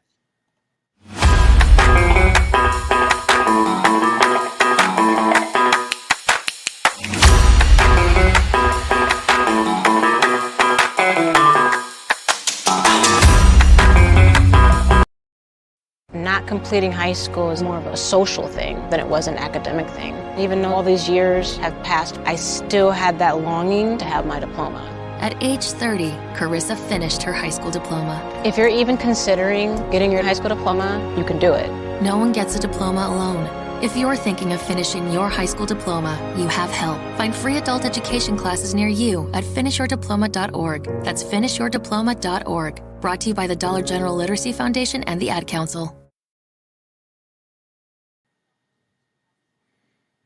And you're back. No bumper guy. I forgot it was a short. Yeah. 30 seconds. Now you look at that. I don't see you now, and you don't hear me. So you might have to refresh. I'm not refreshing. I'm done refreshing. I'm already fresh. All right. See? I'll refresh. You know what I'm going to do? I'm going to do you solid. I'm going to refresh so we can hear you. Hold on. Okay. Just we're teeing it up. We're Sure. time out. Go I'm ahead. going to refresh. Yeah, I can see myself. Be back in 10. Okay. Once again, thanks everyone to who tunes in, and obviously the Drive with Q here 3 to 5 on Monday, Wednesday, and Friday on the Coastal Sports Network. Don't forget to download the app at sr1029thegame.com as my hermano enters the room back here in 3, 2, 1, and there he is. I forgot we were coming back early from that last commercial break.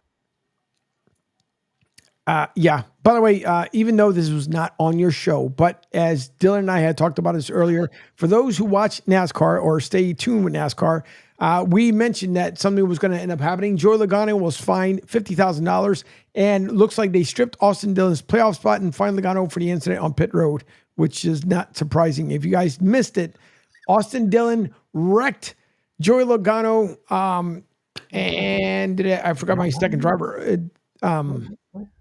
Anyways, there was a wreck. Take them out the way, and off they went. So yeah, that's your NASCAR quick update. Yes, hermano. Oh, all right. We're doing NASCAR on the air. All right. I'm trying to see where this came out of. We got it now. Can you way left field? Yeah, I mean, we're talking frauds in the NFL and quarterbacks and contracts, and all of a sudden I'm talking about a crash on turn 63. Hey, it was just a Casey Kasem moment. Did I ever tell you the story of when I had Kevin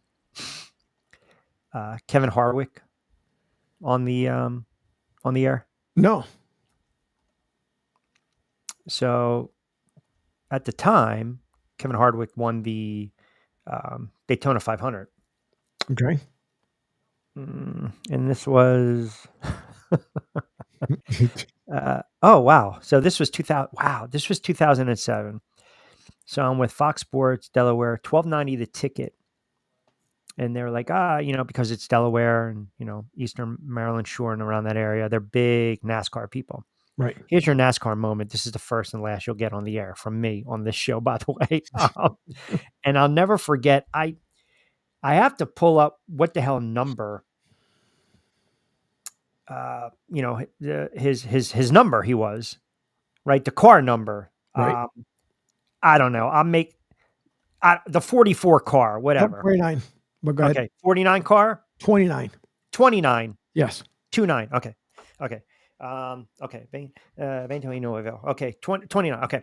I think I said on the air, all right, well, welcome in, the Daytona 500 winner, Kevin Harvick, driver of the 436 car. Jesus. Good 3 numbers. Good going. Lord. You'll play it in a video game. We're not in real life. It's double digits. Well, wait. So my producer at the time is a good friend of mine, Big Mike, Michael Cutt, is a huge NASCAR fan, right? Wait. Now when I say we had the glass. Right. It was Clear Channel Cluster right near the News Journal, now part of iHeart. Huge, gorgeous studio. I'll never forget. I punch him up and I say it. And I was like, Kevin, how are you doing today? And as soon as I said, driver of the 329 car and the Daytona 500, my producer, literally, he's on the air and he's like this. And he's like this. He's like, no. And I'm like, hey, we got them on. We're good to go. I'm talking back to him. I was like, yeah, don't worry about it. We got them on. All I hear is, no, it's the blank car. You blank. Not So yeah, I gave him 3 numbers, and that's the extent of the. Look at this. See, there we go. There you go. Look at that. So of course, I overstepped my boundaries, and now here we go. Boom, boom, boom, boom, boom. Yep. 29, Stuart Haas, number 4. I combined the friggin' 2. Who gives a shit? I'm sorry, right? My God. You ever drive in a pace car before? No. I did. Yeah. Mm-hmm. I believe Dylan will be in a pace car come for Daytona here in about 2 weeks. Yeah, well, guess what? No disrespect. I keep talking NASCAR. I'm going to pace my audience right out of here. We'll say that for you guys. 727-858. It was a big screw up on my account. 727-858-6650. All right. About 10 to play with. Have you been by the way, yes, your Miami Marlins blanking the Philadelphia Phillies. It's panic time. With the Phillies? Yeah, it is. No. Yep. And just to give you a little perspective, Bryce Harper, we had him pegged as MVP. How about the past 2 months? Right? He's been consistent, no doubt, but his numbers have dropped exponentially. Yeah, he's saving it for September. Well, yeah, exactly, right? And then Walker basically got shelled. I mean, how do you get blanked? They've been outscored. Let me pull up the numbers. They've been outscored 31-8 their last 4 games. They got blanked by the horrible Marlins last night, 5-0. That was the first shutout at the park since 2023 against the Twins. And the Phillies are 7-16 second half of the season. I'm telling you right now, if the Atlanta Braves keep nipping at their toes, and the Atlanta Braves, if you go into the last week of baseball, and the Braves are a game back, right? And the Phillies, you need to win, not you, but the Phillies need to win the division. They have to win the division. You do not want to put yourself in a situation. You got the top 2 seeds in each league. So the top 2 teams with the best records among the 3 division winners in each league, you get a first round bye in the playoffs. That's a huge advantage. And Philly right now is in danger of squandering it. In trouble. No. With a capital T. No way. You are right now. We're back in September. Listen, load them up. All right, load them up. It's going to happen. I'm not worried about a thing. I mentioned. Let's not forget this. That if the Phillies start hot and they continue that way, the All-Star break. What did I say? They would take that nosedive after the All-Star break. But come September, they start chasing them. They may not be the St. Louis Cardinals. Big difference. But they will come back. I'm not worried about it. St. Louis Cardinals reference.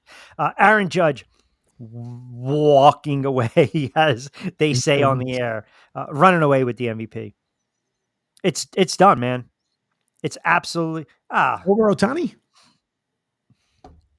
Well, let's see. Aaron Judge is where in the AL? Do I have to remind you where Ohtani plays now in Los Angeles? What the hell with the freaking Dodgers in the NL? You know what? Go back to the pace car. Go back to whatever the hell you were doing. His odds right now sliced pretty much. It's telling you he's having a absolutely ridiculous. First of all, no one's catching Judge, and no one's catching Ohtani. They're just not. I mean, his number, he's got 42 homers. He's got 106 ribbies. He's walked 98 times. His OPS is, I think, 1.160. You look at his WAR. I mean, he is close. Right now, Aaron Judge is very close to a Triple Crown. He is very close to a Triple Crown, and it's a historic season right now for Aaron Judge. Now, I just need the Yankees to get to the ALCS. Not happening? Okay. Well, I don't know, man. They're feast or famine with the offense, plus 110 run differential. And I don't know, Baltimore is a very good team. The Yankees are half a game up right now in the AL East. But, yeah, if the Yankees don't get to the ALCS, it'll be a disappointment. And, you know, what hurt them is they had that horrible friggin' slide where they dropped like 16 out of 23. They had a really bad slide, but Judge is just putting up monster numbers. I feel as though if you're not a Yankees fan or a baseball fan or really like a hardcore fan, you can't appreciate just how great of a player he is. Mm-hmm. He's just, these numbers are just astronomical monster. He'll probably hit, if he stays healthy, he will hit 500 plus home runs, you know. What's he now, 25? Huh? What's Aaron Judge now, 25? Aaron Judge is 29 plus 4. No, Aaron Judge is like 31, 32. Is he really? Yeah. I said 29 plus 4. What's he, 33? Aaron Judge is 32 years old. Yeah. Get out of here. Doesn't even seem like it. He's been in the league that long. He's been in the majors for 10 years. Holy crap. Where the hell does time go? Goodness gracious. How would you think Bryce Harper is? Bryce is going to be what, 31? There you go. He'll be 32 in October. I mean, that's good Bryce knowledge, from me. You're welcome. That's okay. I mean, just in your Venmo. But you had to redeem yourself from friggin', thinking Hey, that listen, I was Aaron talking Judge about is it, gonna. all together for MVP. Hold on. Oh no, but it's AL and NL. It's not for the friggin' league. What the hell are you talking about? Baseball Writers Association Awards. Say that stuff live on the air. Pull your sports credential. I'll pull your credential. I throw a hard ball in there. But no, listen, he's like I said, there's very, very few Yankees that I will respect and honor. But Aaron Judge is definitely up there with the greatest of Mariano Rivera, definitely number one all time in my book, period. Will always be there. Derek Jeter, number two. Aaron Judge. Throw him in there. That's it. Ohtani, by the way. Forget about it. Who? A fraud. Fraud. Yeah, but guess what? He was locked in 2009. You knew every time he stepped to the plate, he was drawing the ball out of the park. A fraud. Yankees beat the Phillies. Just want to remind you. What about Ohtani? Thanks. Yeah, I was there. I appreciate it. By the way, horrible week for Chi-Chi's.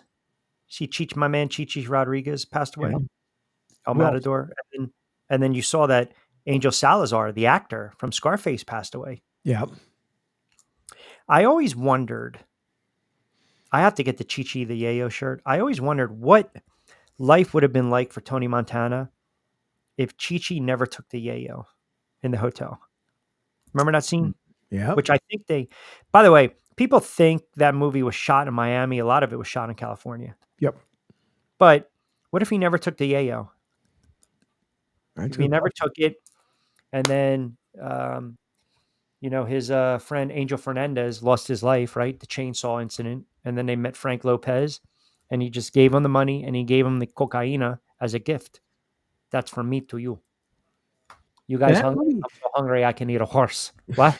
In actuality, that movie was not supposed to have been the blockbuster that it was. Like, they figured because remember too, the budgets back in the day weren't that big, but they had talked about, you know what? It could be, it was either a make it or break it type movie. They just never knew it would become as iconic as it's been. Cult classic. Yep. And they did take some archive footage from what was it? The freeway. That was true. Mm-hmm. With all the immigrants, all the Cubanos coming over on the freeway, under the freeway. Yep.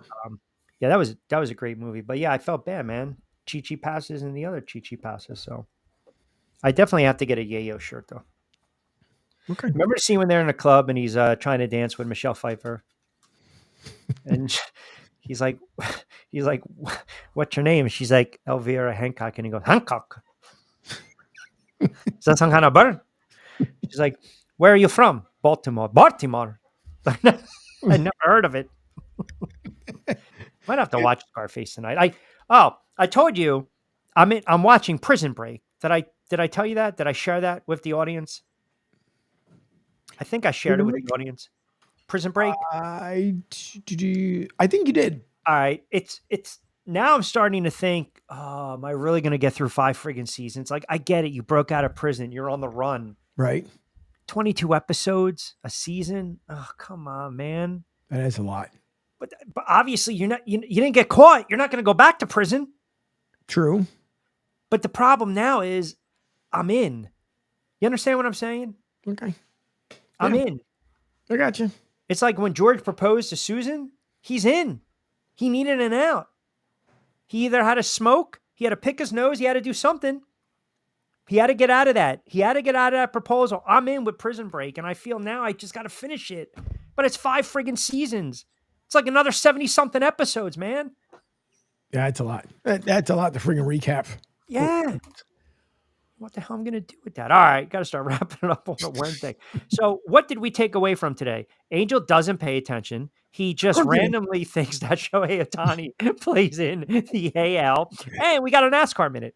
So we learned a lot today on the show. And this is water. And we also learned that you should not keep this on the top of your car. That's right. I believe Gas Pump Guy, we appreciate him chiming in, recommended not room temperature. What was it? No, he said room temperature. Oh, room temp. Okay, Yeah. room temp. We're good. All right. Now, so- you know what? That is good, actually, that he mentioned that, because at nighttime, if you drink warm water, it actually helps out with your bowels and regulates your blood sugar.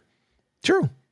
Now, listen, health facts. See, now something that you learned since you want to bust my chops. How about that one? Oh, man, I gotta close the show on that. Yep. Well, I guess people can't really turn around and say that Angel is full of shit. Exactly. All right, Friday, back in the saddle on a Friday edition of The Drive. We will continue with a little preseason NFL, some baseball, working on some good guests. See if we can get Lloyd on. Jonathan Marshall on the NBA. Got to get his thoughts on this whole gold medal. Just the overhype of winning the gold, right, as compared to the NBA championship. But greatly appreciate all the comments and all the new listeners. I'm going through my spiel. No, I know. You're giving me a Dikembe. What is it? Go ahead, man. Go ahead. No, when as you mentioned the Olympics, did you also hear about the medals that the athletes are carrying around? Apparently, they're fading away. No, but I did hear that breakdancing will not be making its return. That's right. Wait, so what are you saying? They're Fugazi medals? Yeah. So are they like the ones you got when you were a kid? The little chocolate? Yep. Basically what it's turning into. They're tarnishing away. Like they a lot of the athletes, like the bronze medals especially, you know how you take a brand new penny, let's say you get it from the bank, you throw it in the water, it browns up, correct? That's what's happening to the medals. So now Paris is saying that they're going to go ahead and do them right by sending them another one. What the hell are you going to send them? If the first ones didn't work, what's the second one's going to look like? Listen, frauds. That'll be damned. They need to figure out, they need to keep breakdancing in 2028. They have to. Should we bring up the Australian once again? That's the reason why it's not coming back. I mean, you always have one person that ruins it for the rest of us. We can't have nice things. So, all right, with that. So, there's your Olympic update, by the way. So Angel Martinez behind the glass. Don't forget, tune in to Angel Monday to Friday, Martinez and Company, 10 to 12, Pete Shepard, 7 to 10, myself, The Drive with Q, Monday, Wednesdays, and Fridays. Awesome job with you guys chiming in, the engagement on X, Facebook, and of course on the show. Greatly appreciate it. You guys always make me laugh. Hope you had a little fun as well. Have a good Sports Wednesday. Download the app, SR 1029 FM The Game. Don't forget to check us out online, SR1029thegame.com. We are powered by ION TV, Coastal Sports Network, and always coming at you live on X, YouTube, LinkedIn, Facebook, Rumble, anywhere you can think of. So have a good Sports Wednesday. Back in the saddle on Friday as well. Hopefully we get a full show. Not sure if I've got to travel in the afternoon, but we will be back on Friday. As always, I'm Rich Quinones. Be safe, be sound. Hasta luego.